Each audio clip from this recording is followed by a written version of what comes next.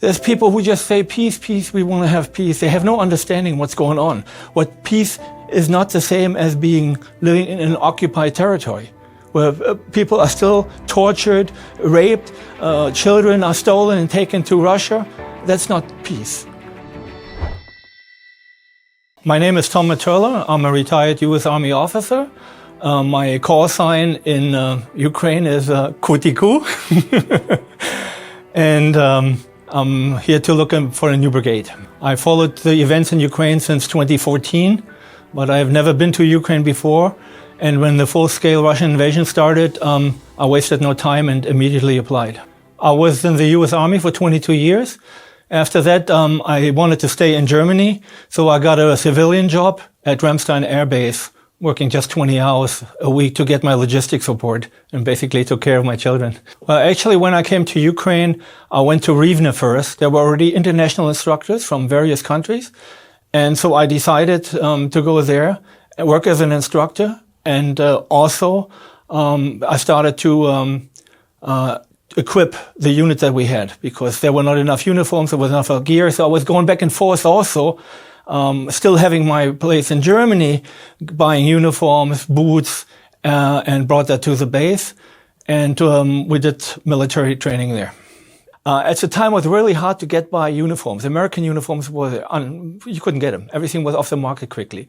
So I got the German Flecktarn uniform.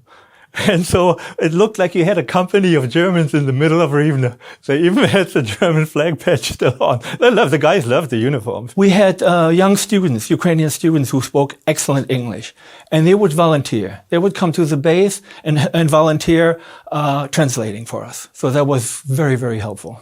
It's a continuation of what I used to do. I was trained to do this job here decades ago. I'm a Cold War soldier.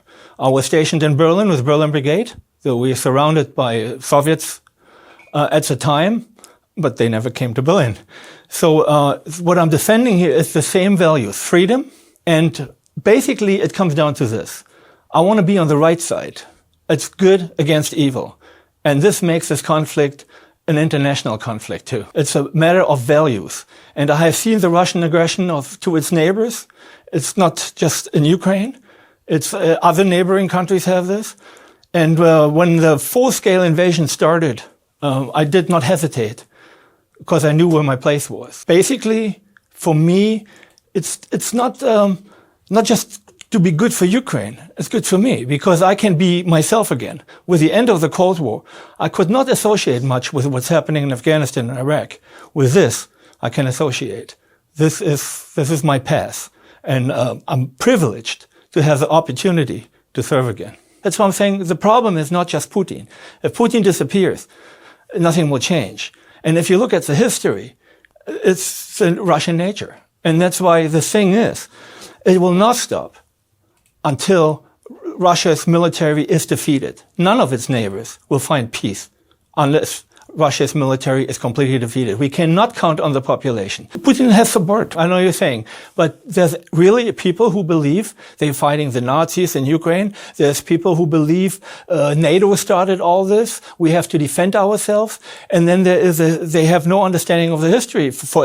They say nobody ever beat the Russians. Well, quite frankly, without the Lease Land Act, Stalingrad would have taken a different turn. But they don't know these things because they are fed. I mean, you look at the history books. You look right now, even what's happening in the occupied territories with young Ukrainians, they get brainwashed as children. And so there is no independent thought. There is no independent search for information for the most part. So they fall for this. And I think, I might be wrong, but I think they really need this kind of leader they can follow instead of having to make their own decisions and to research and make educated decisions. They just fall. It's easy to follow just a leader. And I think for the Russians, unfortunately, that's true. That's why I do not see any changes soon, independent from the leadership in Russia. It's going to be the same all over again. They cannot think independently.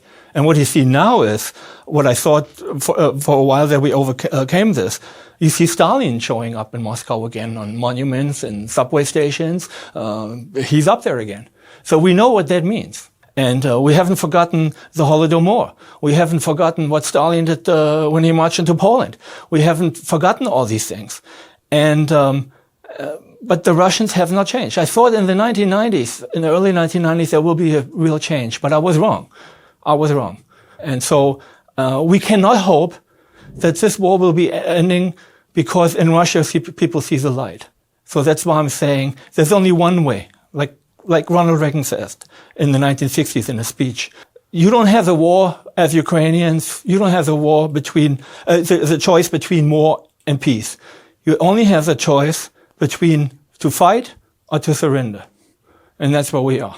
And it goes beyond that just for Ukraine, because there will be no peace in Europe as long as the Russian army is not defeated. It's just not possible. We've seen it. The neighboring countries can tell you that. The Baltic states know that. Poland know that. It was just that the West was sleepwalking for too long. We know for a fact, but Putin is not making it a secret. He wants to reinstate the Soviet Union as it was. And so the Baltic states understand that very well, and so does Poland. So there will be war. That's why there's no treaty, no temporary interruption, no ceasefire is going to change the outcome. This is a thing for Ukrainians. If you don't fight now, your children and grandchildren will have to fight again. There is no alternative to that. And in the West, the thing in the West is, like I lived last in Germany, I can tell you, there's people who just say, peace, peace, we want to have peace. They have no understanding what's going on. What peace is not the same as living in an occupied territory, where people are still tortured, raped, children are stolen and taken to Russia. That's not peace. And like I said, there will be no peace. Putin has never kept his word when he signed agreements. So the only way to stop this once and for all is to defeat the Russian army. Unfortunately, the Americans don't seem to be in the boat any longer. They could have easily done this from the beginning, because compared to the United States, Russia is not a great military might. But the Europeans have slept for too long. Only now they get into production. Only now do they understand the challenge. But the problem, and that's always the problem a democracy has, you have to be elected.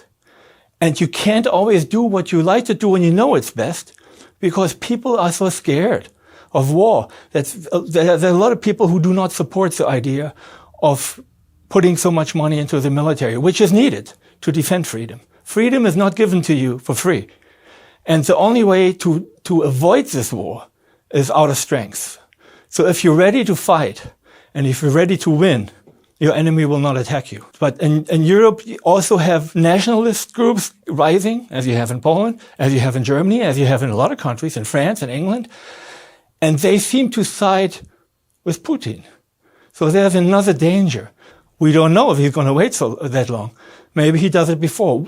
Everything here is speculation. We don't know. But we need to get ready. We should have been ready yesterday. And now we need to go full speed to get ready. And the support of Ukraine is not just to be nice to Ukraine. I mean, it's a shield right now. And when a German Leopard tank gets attacked by artillery and drones, well, there's no German soldiers in there. So you understand the Ukrainians are doing the job for the other countries too. I fear there will be war. I mean, peaceful. I'm a historian by academic training.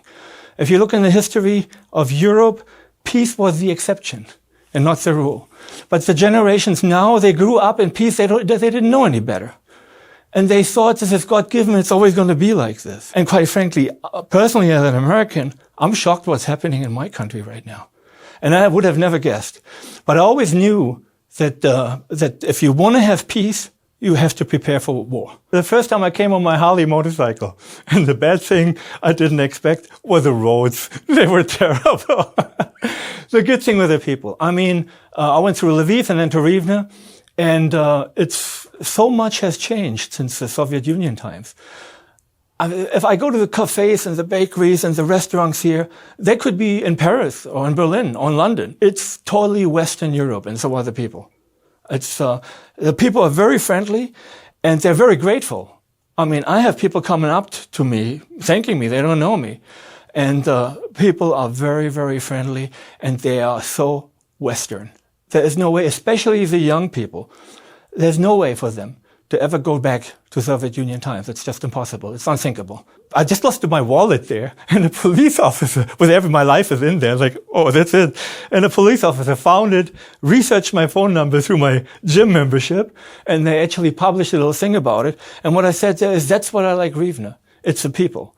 When I go back to Germany, sometimes I have to take care of things. I do not feel comfortable there anymore.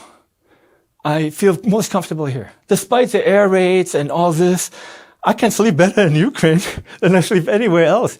Because here, I don't have to explain anything. If you go to America, or you go to Germany or France, you have to explain to people what's going on. And they don't understand. And here, you don't have to say anything. I mean, Ukraine is a place where I belong, and Riwne is my new home.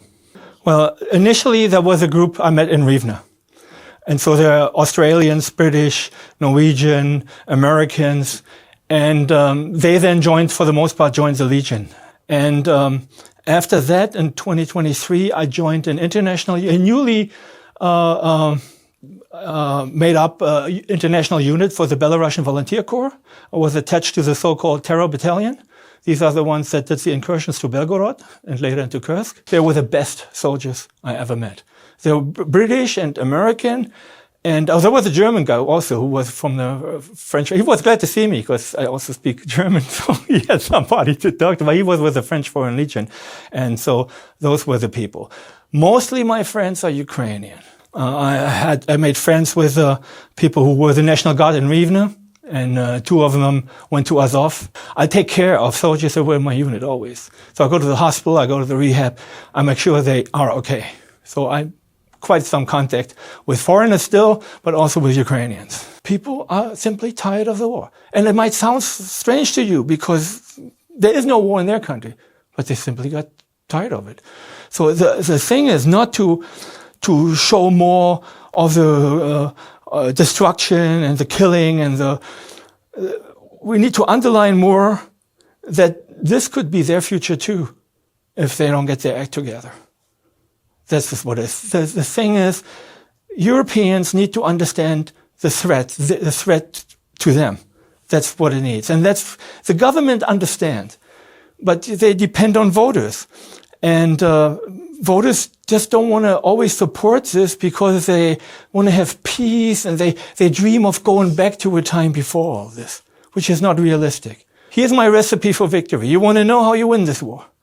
Fight, volunteer, and donate, and we will win this war.